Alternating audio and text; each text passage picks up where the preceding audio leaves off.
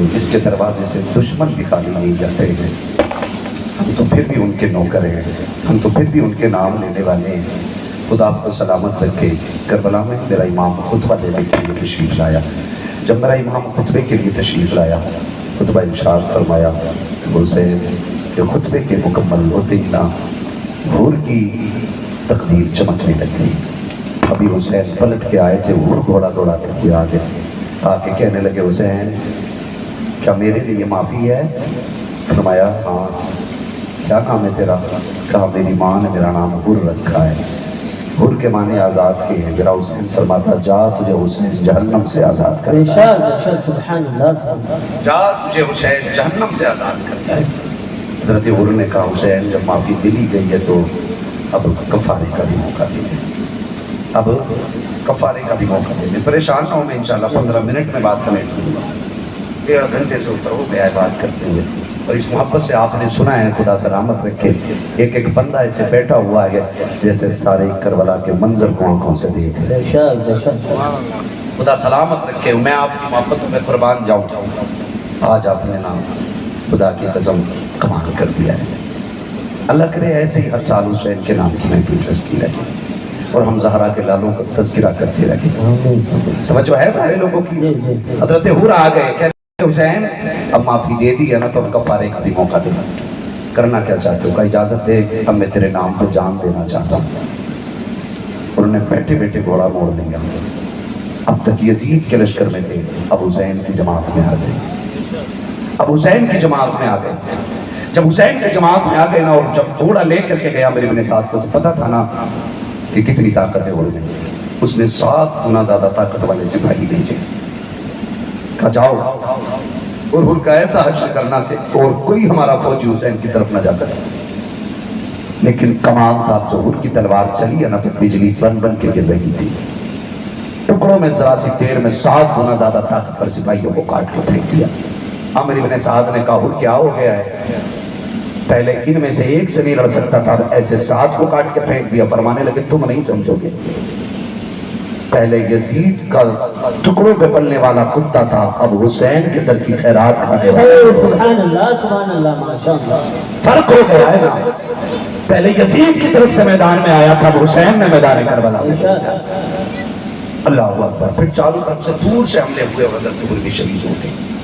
حضرت حر نے شہادت پائی، پھر حضرت حبیب ابن مظاہر نے شہادت پائی، پھر حسین کے در کے غلام شہادت پانے لگے، پھر صحابہ اکرام جو تھے انہوں نے شہادت پائی، پھر علی کے بیٹوں نے شہادت پائی، پھر باری آ گئی حسن حسین کے گھر کی۔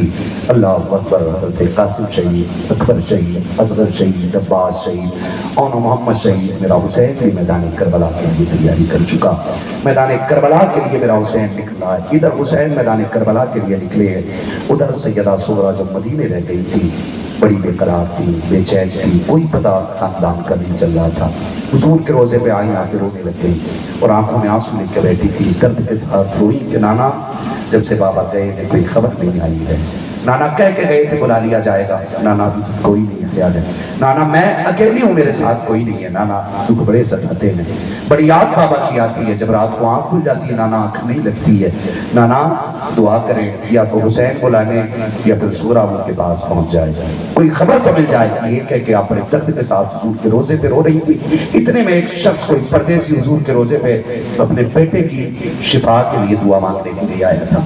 اس کے بچے کی طبیعت خراب تھی، بچے کی طبیعت خراب تھی، وہ حضور کے روزے پہ آیا، بیوی شوہر دونوں آئے تھے، دور کھڑے ہو کے حضور کے روزے پہ دعا کر رہے تھے۔ دیکھا بچی کو روتے ہوئے، بیوی سے کہا جا کے دیکھ تو صحیح ہے کون بچی ہے، بڑے درد کے ساتھ رو رہی ہے۔ اس نے اپنی بیوی کو بھیجا، بیوی نے آ کے دیکھا سیدہ سغرا ہے اور حضور کے روزے پہ کہہ رہی ہے رسول اللہ بابا کو خبر کریں نا، بیٹی بڑی بے قرار ہے، ان کے بغیر جی نہیں لگتا ہے۔ اس خاتون نے آ کے سلام کیا، کندھے پہ ہاتھ رکھا، کہا کون ہو؟ کہا حسین کی بیٹی ہوں۔ کہا کیوں رو رہے ہو؟ کہا جب سے بابا گئے ہیں کوئی خبر نہیں آئی ہے، مجھے بھائی کی یاد ستاتی ہے، مجھے ماں بہن کی سب کی یاد آ رہی ہے، میں اکیلی رہ گئی تھی یہاں پر۔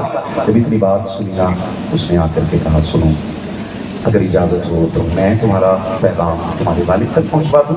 کہا کون لے کے جائے گا؟ کہا میرا شوہر۔ کہا یہاں کیوں آئے ہو؟ کہا بیٹا بیمار ہے۔ کہا تم میرے بیٹے کی شفا کے دعا کر دو، میں تمہارا خط اپنے شوہر سے کربلا بھجوا دیتی ہوں۔ اللہ اکبر. سیدہ سغرا نے بیٹوں کو لمبی عمر کی دعائیں دی اور ایک تحریر لکھ کر کے لفافے میں بند کر کے جانے والے کو دی. اس نے پوچھا پہچان کیسے ہوگی حسین کی؟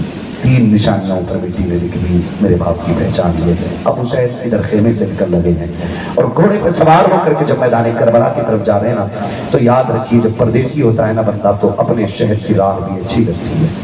مجبور انسان کو اپنے شہر کی راہیں بھی اچھی لگتی ہیں. میرا حسین جب کربلا کے میدان سے جا رہا نا سوچا آخری بار اس راہ کو دیکھیں جو میرے نانا کے مدینے جا رہی ہے. آپ نے سواری کو روکا اس راہ کو دیکھنے لگ گئے جو حضور کے مدینے جا رہی تھی. کچھ خیال آیا, بیٹی کی یاد آئی, آنکھ میں آنسو آ گئے. پھر دور سے کر کرتی نظر آئی. دل نے کہا ہو نہ ہو کوئی مدینے سے میرے نانا کا پیغام تو نہیں لا رہا ہے. یہ سوچ کر کے میرا حسین رک جاتا ہے. جب مسافر آیا نا وہ آ کر کے حسین کے پاس نہیں رکا ہے. حسین کو دیکھا اور آگے بڑھ گیا. سب سے پہلے سیدھا وہ مقتل میں گیا, لاشیں دیکھی واپس گیا. پھر اس کے بعد خیموں کے چکر لگانے لگا. میرے امام نے کہا ٹھہر, ادھر کون ہے؟ اس نے کہا جی میں پردیسی ہوں. کہا کون ہے؟ پھر ادھر کیا کر رہا ہے؟ کس سے ملنا؟ کہا مجھے حسین سے ملنا ہے. فرمایا کیا بات ہے؟ کہا ان کی بیٹی کا خط لے کے آیا ہوں. میرے امام چپ ہو گئے. فرمانے لگے لا مجھے دے دے. پردیسی بڑا سیاح تھا, کہنے لگا بیٹیوں کے خط باپ کو دیے جاتے ہیں, کسی اور کو نہیں. فرمایا کسے تلاش کر رہا تھا؟ حسین کو. فرمایا میں ہی تو حسین ہوں. اس نے کہا جو نشانیاں آپ کی بیٹی نے لکھی ہیں نا وہ آپ سے نہیں ملتی ہیں. کہا کیا لکھا؟ میری بیٹی نے بتانا. بیٹی کا خط تھا.